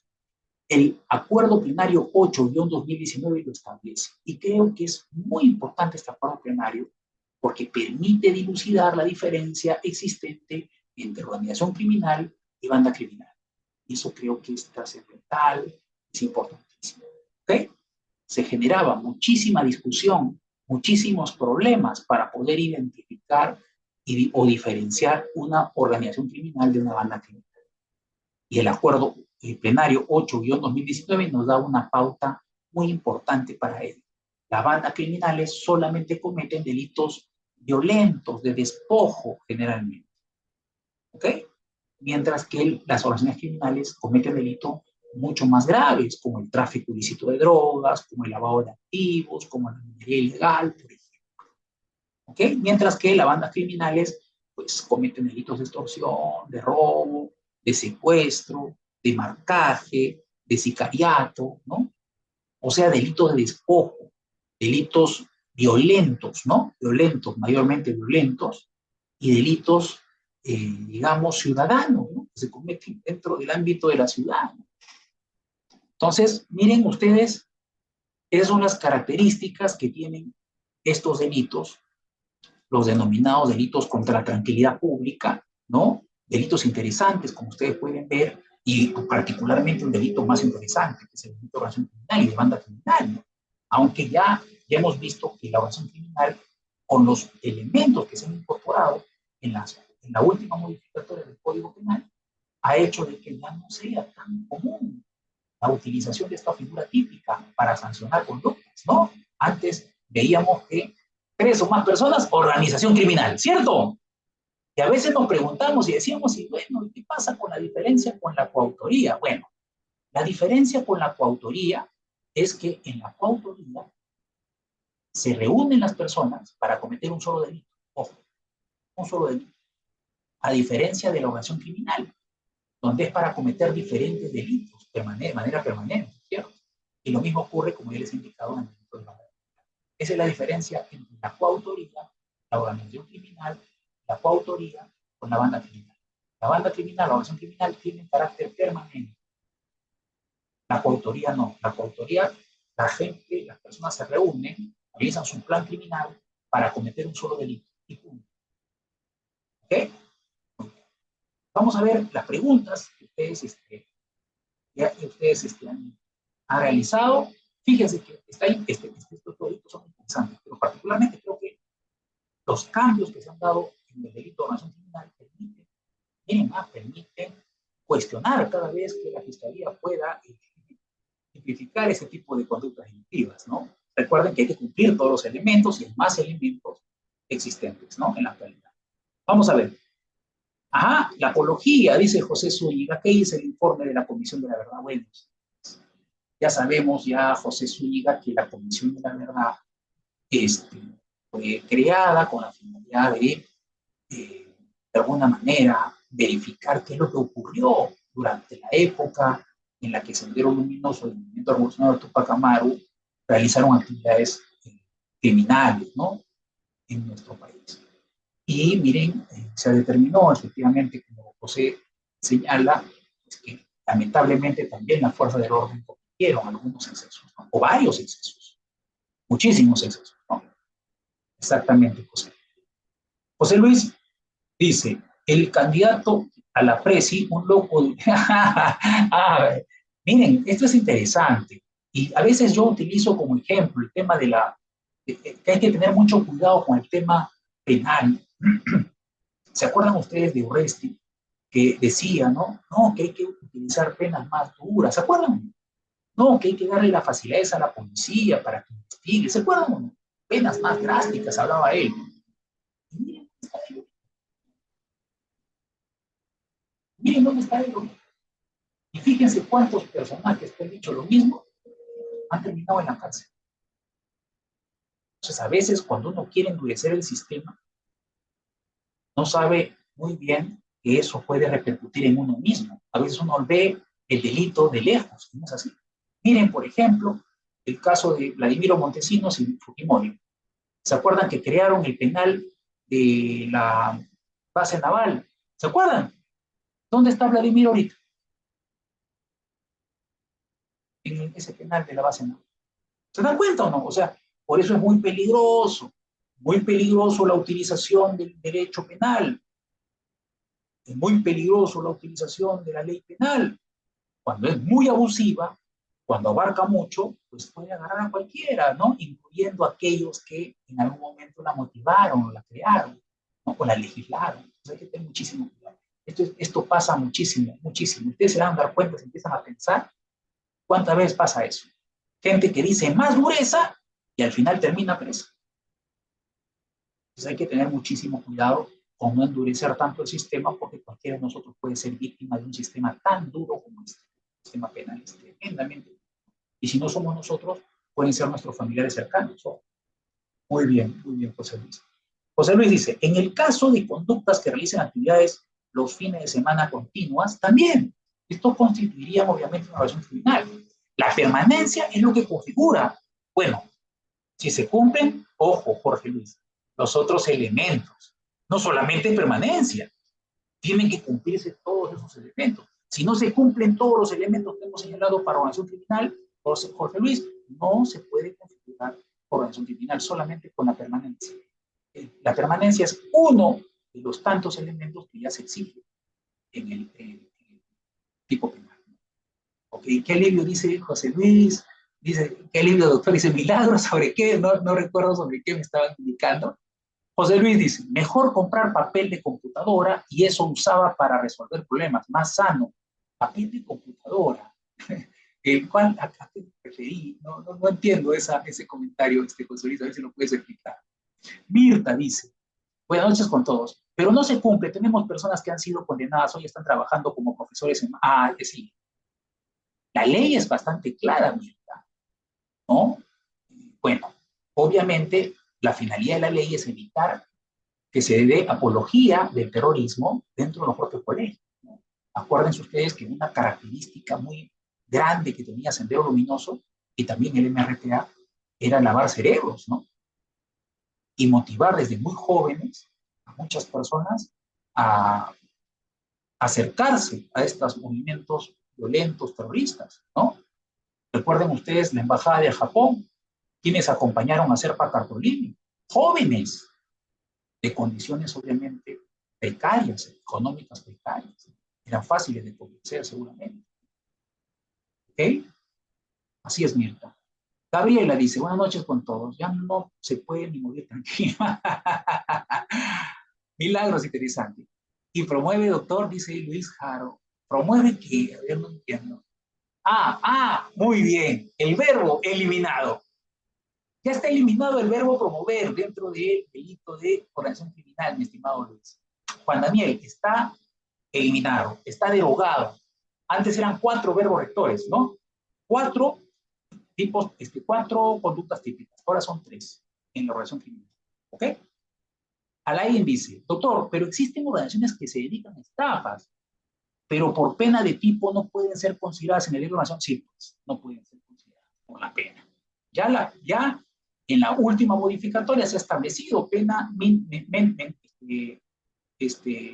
menor, perdón, mayor o igual a 5 años se establece, ¿no? Creo que ahí hay, como les digo, hay un error la parte del legislador que puede ser utilizada. Creo que lo que quiso señalar el legislador son 5 años, en particular, en su extremo mínimo, ¿no? Ya esto no podría considerarse la estafa. No se podría considerar estafa de ninguna manera, ¿no? ¿Cómo se diferencia banda criminal con coautoría? Como indicamos, la banda criminal tiene un origen o una finalidad o una permanencia en el tiempo, mejor dicho. A diferencia de la coautoría, que la coautoría es la reunión de personas, pueden ser 2 o más, pero para cometer un solo delito, ¿no? Esa es la diferencia entre banda criminal y coautoría. Por lo menos lo que la jurisprudencia y la doctrina consideran, ¿no? Eric dice, doctor, según nuestra realidad nacional, estas bandas y organizaciones criminales deberían ser tipificadas como terrorismo, ya que no se hace nada por la inseguridad. Me acuerdo que el segundo gobierno de Alan García entraron a Banco de Gamarra, hubo un pequeño secuestro de horas, ya que hubieron francotiradores que acabaron con los delincuentes. Ya nadie se acuerda, pero es mejor combatirlo así que no hacer nada. Sí, efectivamente, Eric, me acuerdo esa intervención en donde una persona tenía una bomba, aparentemente, ¿no? Como chaleco, me acuerdo, ¿no? En pleno Gamarra, claro, ¿no? Pero ojo, recordemos que si estamos hablando de terrorismo, hay una ley de terrorismo que castiga varias conductas de terrorismo. Ojo, no malinterpretemos, no creamos que si no los integramos en la organización criminal, las actividades terroristas no van a ser sancionadas de ninguna manera. Para eso está la ley de terrorismo, Eric, que castiga varias conductas de terrorismo. Ojo, y no solamente la conducta de realizar actos de terrorismo, también la colaboración terrorista se castiga, ¿no? También. Me acuerdo un caso muy interesante, por ejemplo, ocurrido en Ayacucho. No sé si ustedes se enteraron de este caso. Un caso muy interesante, en donde unos sujetos tocaron la puerta de un comunero. El comunero abre la puerta y los sujetos le dicen, somos de Sendero Luminoso, nos vas a dar de cenar, nos vas a dar un lugar para dormir, mañana a primera hora nos vas a dar desayuno y nos vamos a ir a tu casa. ¿Alguna oposición? El señor dijo, no, pase, pase. Les dio de comer, les dio un lugar para dormir, les dio su desayuno y a la mañana se fueron. Otro comunero de la zona se entera de esto, va y da aviso a las autoridades. La policía va, revienta su puerta, ya se imagina. Lo intervienen, lo procesan por colaboración terrorista este señor. La Corte Suprema, ¿qué dijo respecto a este caso? Que no podía ser colaboración terrorista, porque él habría actuado bajo un eximiente. Adivinen qué eximiente. Artículo 20, inciso 7 del Código Penal. Miedo insuperable. Miedo insuperable. Díganme ustedes, si ustedes estaban en el lugar de este señor, ¿qué hubiesen hecho? Un ratito, no entras a mi casa porque yo no dejo pasar terroristas. ¿Harían eso? Miedo insuperable. El temor de repente de hacerse asesinado y que asesinen a tu familia, ¿cierto? Y lo absolvieron de responsabilidad penal por esa eximente del miedo insuperable. Bueno. Milagros dice, doctor, buenas noches, describe su exalumna de Derecho. ¿Cómo estás, Milagros? Me da gusto volver a escuchar sus clases. Gracias, gracias, Milagros. Un fuerte abrazo. Ok. Zeus dice el artículo 38A también considerado. Bien. Bueno, hemos visto este tipo de conductas que son delitos contra la tranquilidad pública. Lo más probable es que, ojo, se está hablando de la incorporación de otros delitos, así que de repente tenemos noticias. ¿Han escuchado ustedes del delito de terrorismo urbano? ¿Ah? Se está hablando, ojo, de la incorporación de un delito de terrorismo urbano. Vamos a ver cómo está tipificado. Lo más probable es que traiga muchísimos problemas, como ha traído algunos cambios en el Código Penal y el Código Procesal Penal. Han traído más que beneficios, han traído problemas o no. Y abusos, sobre todo. Hay que tener mucho cuidado. No nos acordamos que el combate al terrorismo generó la detención de mucha gente inocente. Acuérdense, los jueces sin rostro.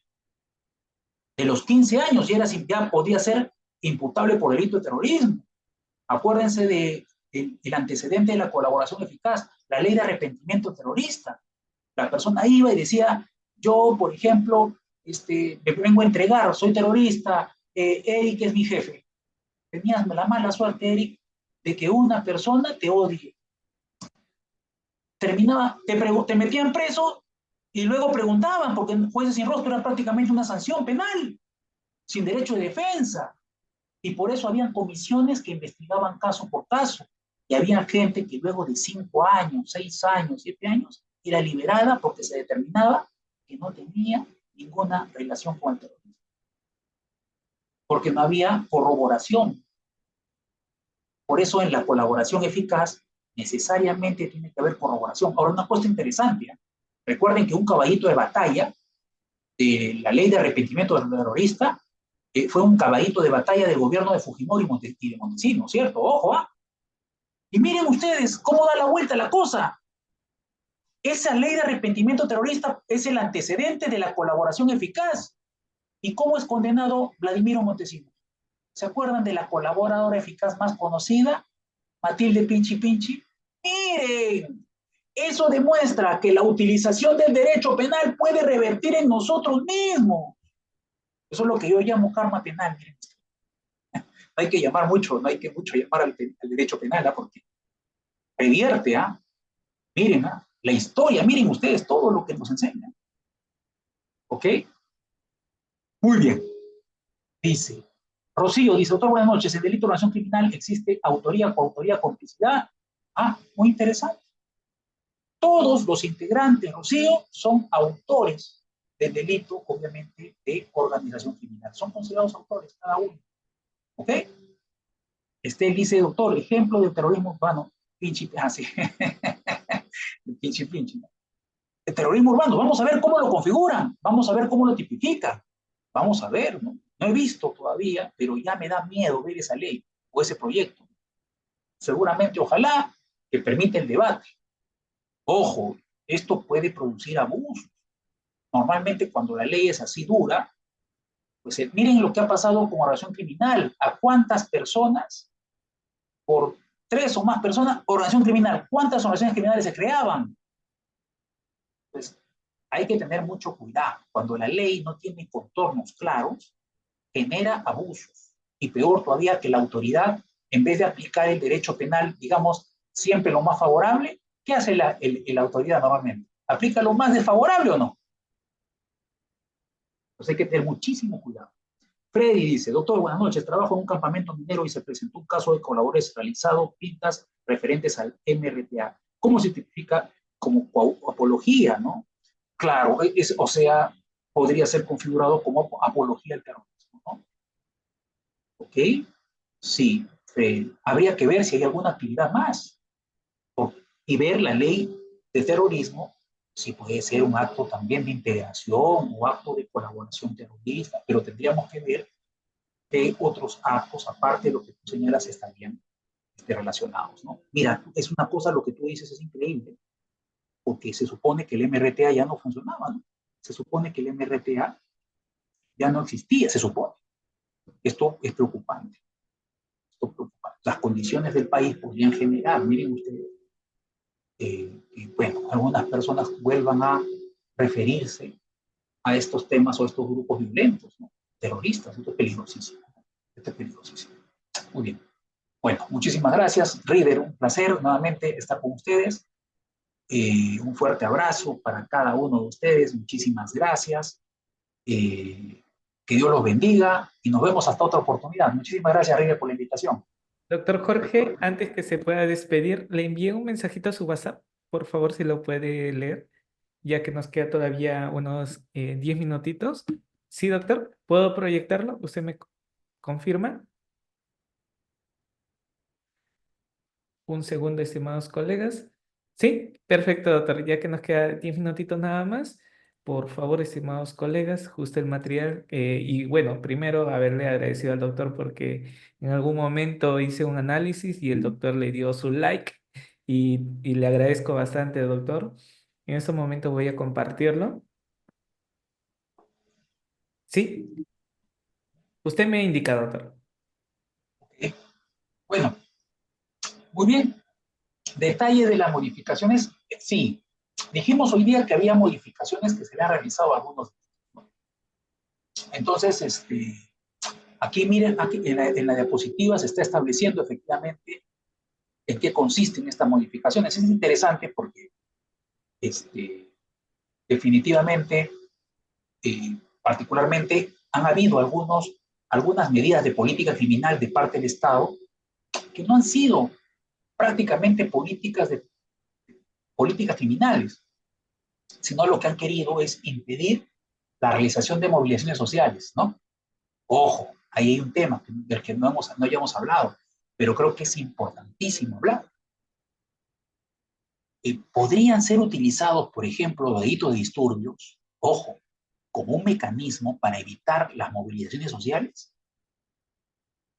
Para muchos, las últimas modificaciones que se han hecho a este delito y el delito de entorpecimiento de funcionamiento de servicios públicos, por ejemplo, se basan justamente en ello. Aparentemente lo que se ha criticado es que el Estado quería utilizar estos tipos penales para castigar más fácilmente o sancionar más fácilmente a aquellas personas que salían a las calles, digamos, a protestar. Recuerden ustedes que en un tiempo determinado, sobre todo en el sur del país, hubo esta intención de una gran cantidad de personas. Y bueno, el Estado quiso, de acuerdo a lo que se considera en las modificaciones, utilizar estos instrumentos como estos delitos para sancionar y para castigar y para meter a la cárcel a la gente, ¿no? ¿No? Como un elemento, miren ustedes, violento en contra de las personas que hacían uso de su derecho a la protesta, ¿no? Bueno, entonces eso generaría una preocupación. ¿Podrían estos delitos, como el caso de disturbios o entorpecimiento del funcionamiento de servicios públicos, podrían ser utilizados tal vez como un elemento de represión para aquellas personas que salgan a las calles a protestar? ¿Ok? Vamos a la siguiente diapositiva. Ajá, aquí vamos a ver, Reader, esta diapositiva habla de un recurso de casación, ¿no? Un recurso de casación, la 574-2017 Lambayeque, ¿no? Ok, vamos a ver en qué consiste. Acá hay una cuestión que es importante, ¿ah?